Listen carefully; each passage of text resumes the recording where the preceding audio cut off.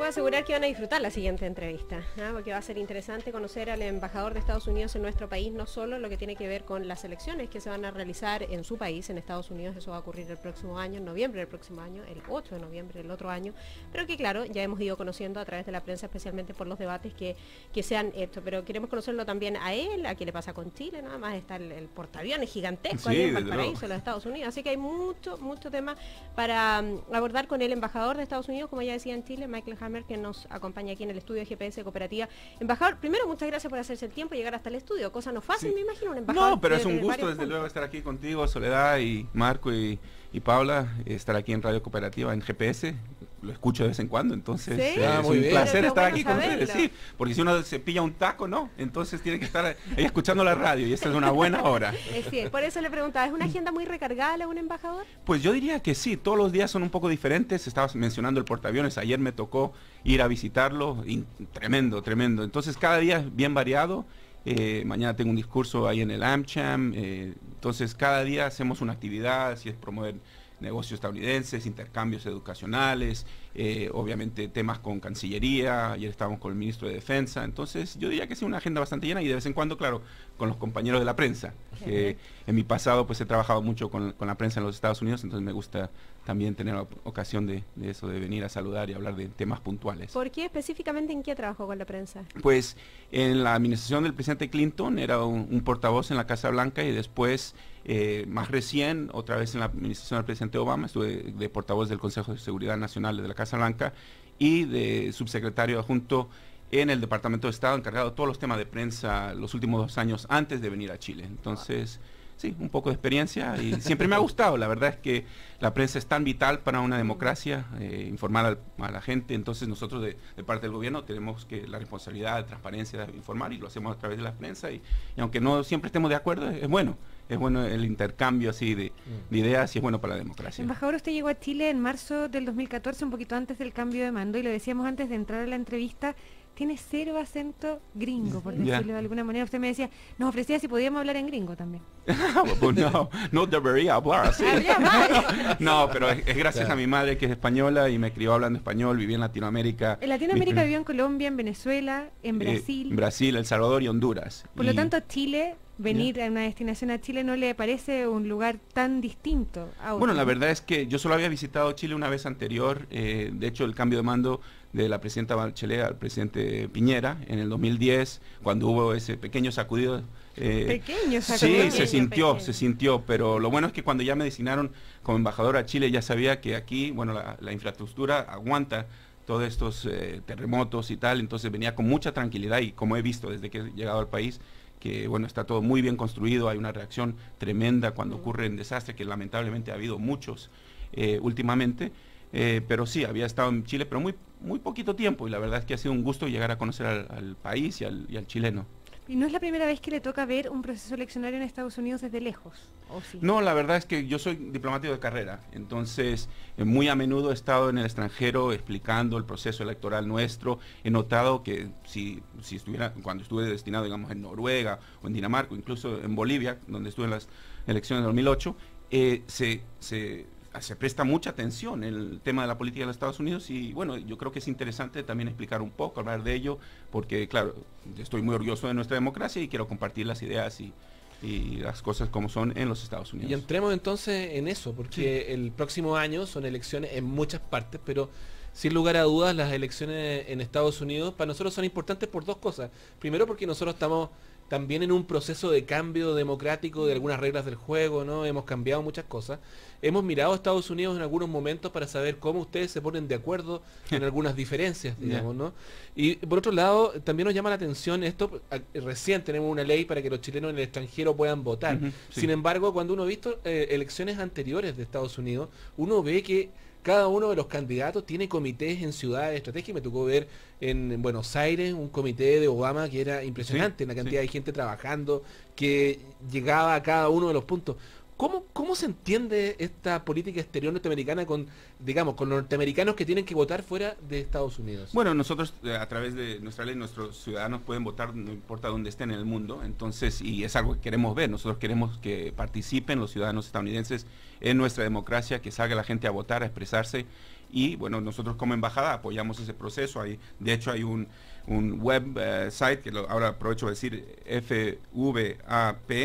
fvap.gov, que para la gente que quiere votar, que es así a distancia, digamos, absentee ballot, como decimos, pueden votar, y eso es importante porque es ejercer ese derecho como ciudadano de expresarse en nuestra democracia. ¿Y votan electrónicamente? No, lo hacemos por correo, o sea, okay. Es un sistema por correo y no hemos llegado al voto electrónico todavía, o sea, principalmente es todo así, a través de rellenar un formulario, o sea, indicar quién eres y bueno, te tachan de las listas y lo puedes mandar por correo o se puede someter también a la embajada, pero es mucho más fácil mandando directamente a los Estados Unidos, al estado donde uno está registrado. Digamos. Porque además, embajador, muchas personas que desconozcan el proceso se preguntarán, porque estamos hablando de elecciones que terminan el 8 de noviembre, porque ya se han desarrollado dos debates de candidatos, de precandidatos republicanos, un debate de los precandidatos demócratas, y es porque este proceso termina el 8 de noviembre, ¿no? Que termina con la elección. Antes están las primarias, y es una elección que no se gana con el que tiene más votos.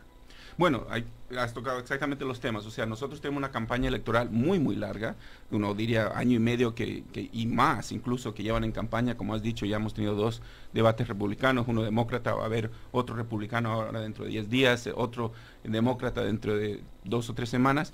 Y es un proceso muy largo, entonces uno diría que para el fin de ese proceso, el que llegue a ser presidente o presidenta está bien calificado, porque ya ha pasado a través de ese riguroso proceso, y claro, es una campaña constante. Tenemos 300 millones de habitantes, hay que informar, se usan todos los medios, se usan las redes sociales hoy más y más. Y bueno, hasta el 8 de noviembre, pero como has dicho, las primarias, de hecho ya empezar para cada partido a elegir quién va a ser su candidato, empiezan en febrero del año que viene. Embajador, son países incomparables, ¿no? Chile y Estados Unidos en muchos ámbitos, pero yo me imagino, tratando de interpretar a los auditores, luego de lo que usted ha contado del proceso y de lo largo que es, mucha gente está diciendo, no soportaría un proceso tan largo en este país, y más aún yo creo con lo que hemos vivido últimamente en la política, que tiene que ver con el financiamiento de la política. ¿Cómo se resuelven ambas interrogantes? Bueno, eso cada país, o sea, cada democracia tiene que establecer sus normas, sus reglas. Yo creo que lo importante, lo que intentamos hacer en los Estados Unidos es que haya suma transparencia en los temas de financiamiento de campaña. Que se ¿Eso tiene que publicarse? Sí, sí. ¿Es transparente frente a totalmente, o sea, entonces para los montos, quién es el individuo, cuál es el grupo que está apoyando a cuál candidato, y de hecho lo puede seguir. Hay 14 ahora candidatos por el Partido Republicano y casi, no sé si es semanal, pero salen informes de cuánto han recaudado. Por el lado demócrata hay 5 y se va viendo cómo van, quiénes son los que están contribuyendo. Entonces eso se trata de transparencia para que uno sepa dónde viene el dinero y quién está apoyando y cuáles son los temas. Es importante. Solo un paréntesis, y en general los empresarios se declaran a favor de uno u otro candidato, eso también es parte de la transparencia. Y a veces apoyan a ambos, de ambos partidos, o sea que dependiendo obviamente los intereses de esa compañía o esa empresa o ese individuo. Pero no son aportes reservados, que es la discusión que está hoy día en Chile más instalada, ¿no? Claro. Porque son aportes de personas, muchos, o de esta y que son públicos. Yo creo que lo principal, o sea, el sistema nuestro de Estados Unidos es eso, que es transparente, se ve de dónde vienen los dineros y quiénes son y cuáles son las organizaciones y quién está detrás de las campañas, porque lamentablemente el hecho es que en Estados Unidos hace falta mucho dinero para hacer campaña, o sea, porque con toda esta cantidad de tiempo. Sí, aunque hay un poco de apoyo federal, la verdad es que uno tiene que llegar a sumar bastante dinero para hacer la campaña en televisión, en radio, en los periódicos, tener esos ejércitos de gente de apoyo que van a estar en cada estado, en cada ciudad y, como dices, hasta en el extranjero, para sumar esos votos para el eventual candidato de Ahora los entendemos que el presidente Obama, cuando estaba en campaña, hizo esta fórmula como el micropago, por llamarlo así, o la micro donación de dinero, ¿no?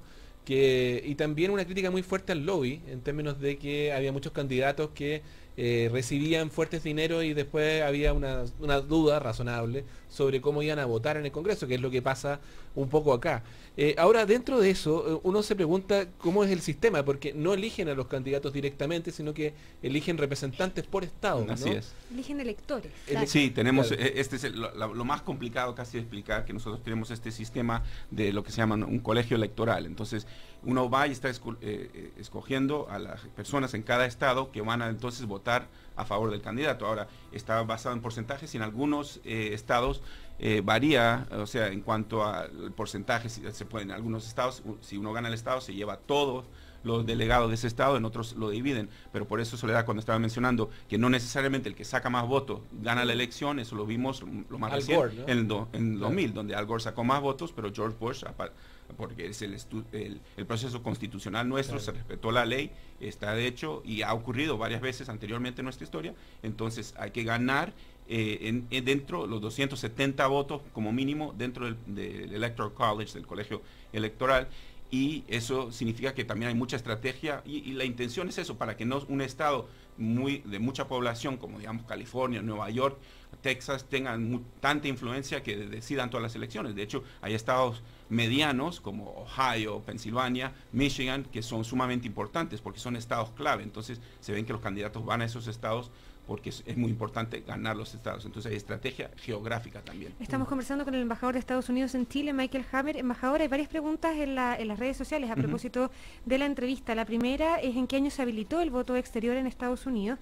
Y la segunda, dice Andrés, ¿los extranjeros tienen electores propios o se suman a los electores de algún estado en particular? Sí, se suman a los electores de algún electores del estado. Yeah. Sí, entonces todos estamos registrados en algún estado en los Estados Unidos. Yo, por ejemplo, estoy en Maryland, entonces cuando yo he recibido ya algunas panfletas, o sea, información y tal, y después más cerca a la fecha, cuando está decidido cuáles son los candidatos, entonces mando a ellos. La verdad es que no me acuerdo qué día, o sea, qué año se hizo la ley electoral para que pudieran votar en el extranjero, pero yo de toda mi carrera, llevo 25 años ya de diplomático, siempre he podido votar, digamos, en extranjero. Ahí hay un indicio importante. Embajador, nosotros tenemos una idea, ¿no?, de aquellos temas que podrían definir la elección en Estados Unidos. Por lo pronto, los inmigrantes, que parece un tema muy relevante, las distintas posturas, además, que tienen los candidatos respecto a esto. Y a propósito de esto, de la polémica que se ha levantado en torno a Donald Trump, que él mismo la ha levantado.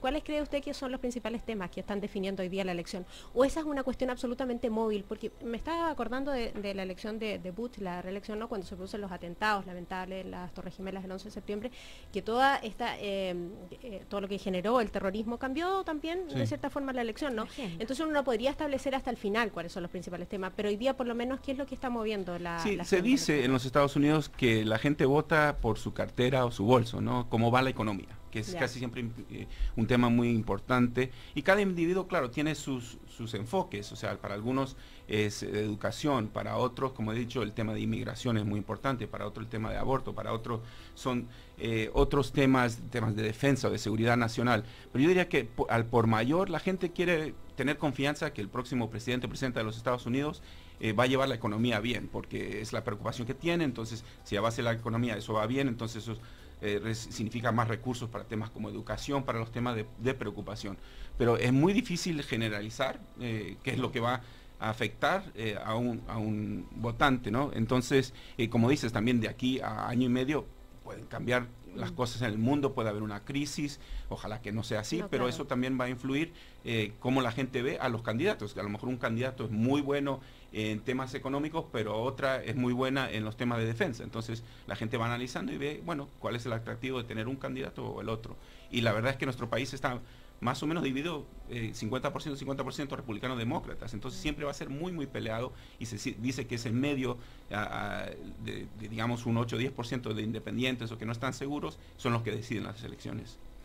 Embajador, en términos de la política exterior hacia Latinoamérica, ¿no?, porque uno ve a través de su propia piel cómo funciona Estados Unidos en términos globales, ¿no? Tenemos el tema de Cuba, que ha sido bien importante porque es como destrabar algo que venía con mucha fuerza desde el pasado y que como no tenía mucho sentido en esta modernidad. Pero uno ve lo que pasa con los hispanos dentro de Estados Unidos que envían dinero hacia Centroamérica, uno ve el peso de Brasil aquí en Sudamérica, uno se ve bastante aislado como chileno dentro de nuestro barrio.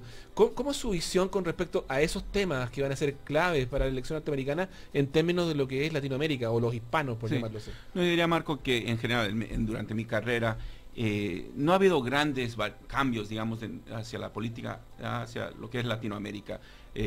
Sean republicanos o demócratas, ambos reconocen que el hemisferio es muy importante para la salud económica de nuestro país. Hay mucha influencia hispana, como has mencionado. El tema de Cuba sí ha sido delicado, ahí sí ha habido divisiones bastante fuertes, claro, en el pasado, pero hoy en día incluso ya hay más republicanos que ven que la apertura hacia Cuba es una cosa importante y que se debería seguir. Hay algunos candidatos republicanos que obviamente no están de acuerdo y eso podría ser un cambio en nuestra política, pero nuestras políticas de relaciones exteriores suelen ser políticas de Estado, pero no siempre. Hay diferencias de enfoque, de tono, y bueno, como diplomático nosotros representamos la administración que salga. ¿Y qué cambió para que se pudiera destrabar lo de Cuba? Bueno, no es que haya cambiado algo, yo creo, bueno, también a través del tiempo se ha notado que nuestra política del embargo no ha dado resultados, no ha dado el resultado que uno quería ver, que es una democracia como el resto de las democracias que se han visto en Latinoamérica, donde haya libertad de expresión, cuando hay respeto a derechos humanos, y que teníamos que cambiar esa política. Y el presidente Obama decidió tomar esta medida que ha sido muy bien recibida por los cubanos y también por el hemisferio. Tengo que decir que ha habido declaraciones importantes de la presidenta Bachelet, el canciller Muñoz, apoyando esta abertura, y que creemos que es importante porque lo que queremos ver es una mejor situación al fin del día para el pueblo cubano, y eso es lo que quisiéramos ver. Embajador, en función del escasísimo tiempo que nos queda, a propósito de la relación de Estados Unidos con Chile, hace muy poco la presidenta Bachelet habló con el presidente Obama en la antesala de la firma del TPP, ¿no?, que finalmente se concreta cuando John Kerry estaba en Chile a propósito de la cumbre de los océanos. La situación económica mundial en Chile es bastante turbulenta y cada vez que pasan cosas como esta se habla de la inversión extranjera en nuestro país. Son los propios empresarios los que ponen el factor de incertidumbre en la inversión sobre la mesa. ¿Cómo está viendo Estados Unidos la situación actual de Chile en esos términos? Pues yo diría que sí, se ha realizado el acuerdo transpacífico, el TPP. Yo creo que es un acuerdo sumamente importante.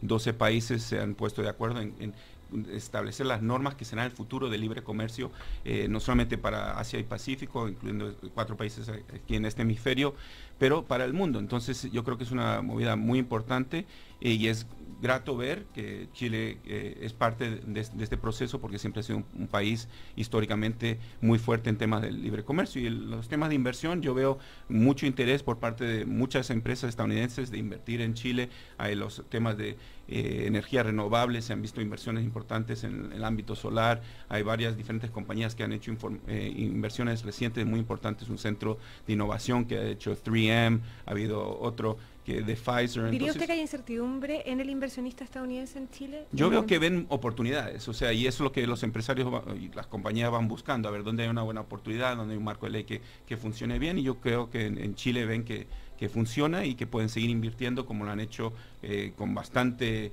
buenos resultados. Embajador, ya le hemos hecho todas las preguntas serias importantes.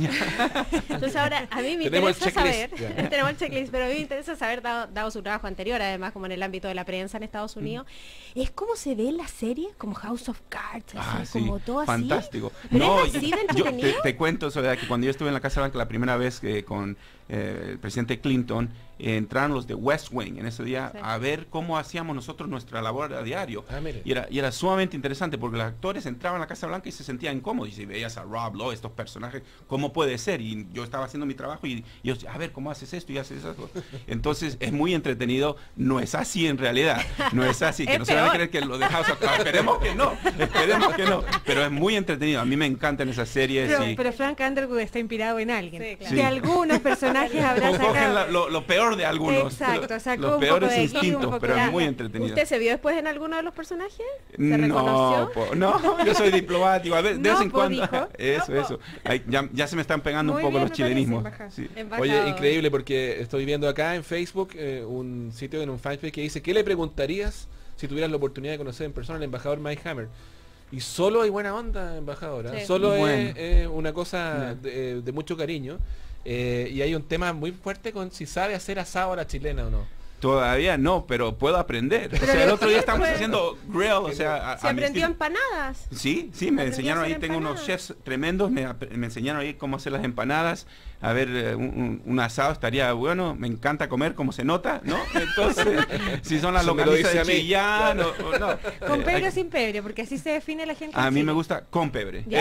Ya, me gusta No, más no, así, no. La Ya, empanada, chicano. la empanada Fantástico. con carne picada o carne molida. Esto, molida. Ya. Ya. Bien. Es chileno, pero el y Ya el pebre, chileno ya, se le pegó el nopo. Vamos. Vino o piscola ya no. No, no, de todo un poco, hay que probar por lo menos, hay que probar. Embajador, muchísimas gracias por su buen humor, muchas gracias además por la conversación, por habernos acompañado. No, y gracias a ustedes por dejarme aquí compartir unos minutos en GPS. Gracias Que por esté venir, muy bien. embajador. ¿eh? Muchas Vamos gracias. a una pausa y ya volvemos. Escucho la cooperativa porque dice la verdad. Cooperativa.